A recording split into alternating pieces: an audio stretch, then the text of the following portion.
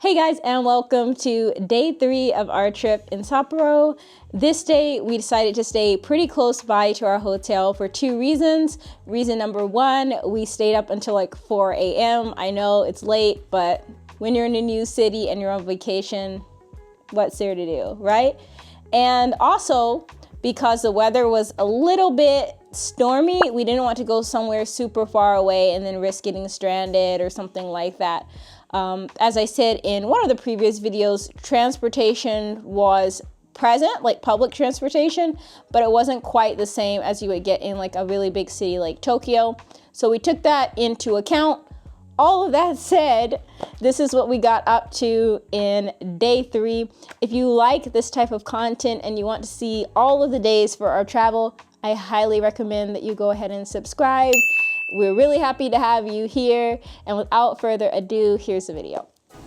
For day 3, we didn't start the day off right away because we had stayed up until almost 4 a.m. So we decided to go to some place nearby to our hotel, which was the Sapporo TV tower.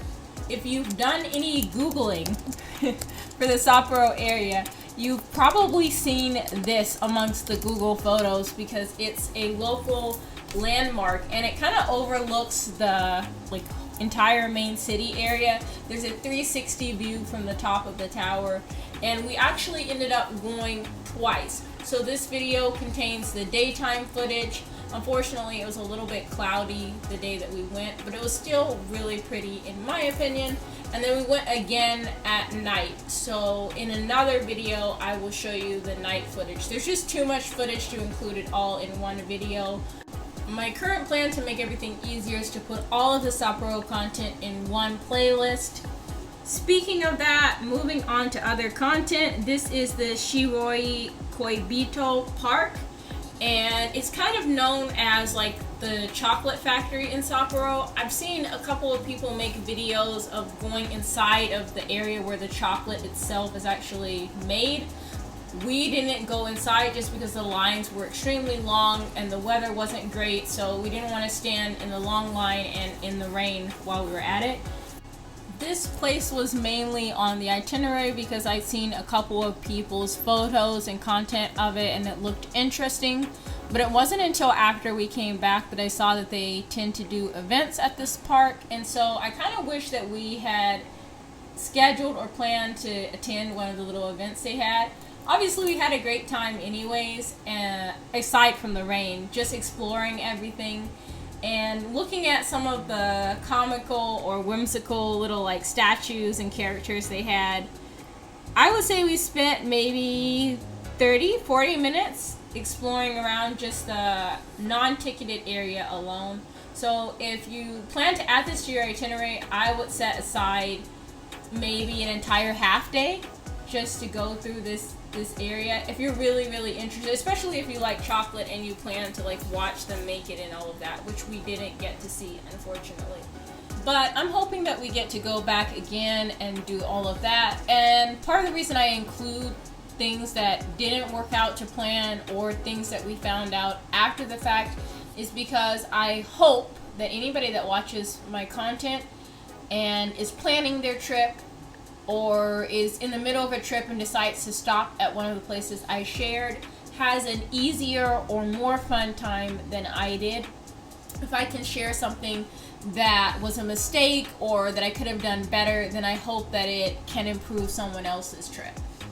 And as usual, if this content interests you, inspires you, or even adds value to your trip planning or travel ideas here in Japan, please go ahead and subscribe. Subscribing is probably the best way that you can support this channel, and I truly appreciate you for doing so. And speaking of which, those who are already subscribed, I really appreciate you guys. Thank you so much for being part of the community here. I noticed that engagement has been up and people have been commenting and engaging more with the channel, which is something I love. It actually makes me a lot more excited to make videos because I like to hear what you guys think. So if you have time or you have an opinion, please go ahead and drop that down below as well. I really love hearing from you. Alright, getting back into the video. At this point, we were starting to feel pretty hungry because we hadn't eaten since before the Sapporo TV tower, and it was a bit of a train ride and then walk to get to this area. So we saw this little restaurant inside of the building and decided that we should get some pizza here. I got momentarily distracted by the fact that they had ice cream available at the front door, but really we hadn't eaten, so we needed like actual food. So pizza was the plan of the day, but unfortunately they were sold out for all of the pizza. So disappointing. Once we realized the pizza was not going to be available, we gave up on our plan at eating at the little restaurant. But we did admire their collectibles case because they had a lot of what looked like tin cars.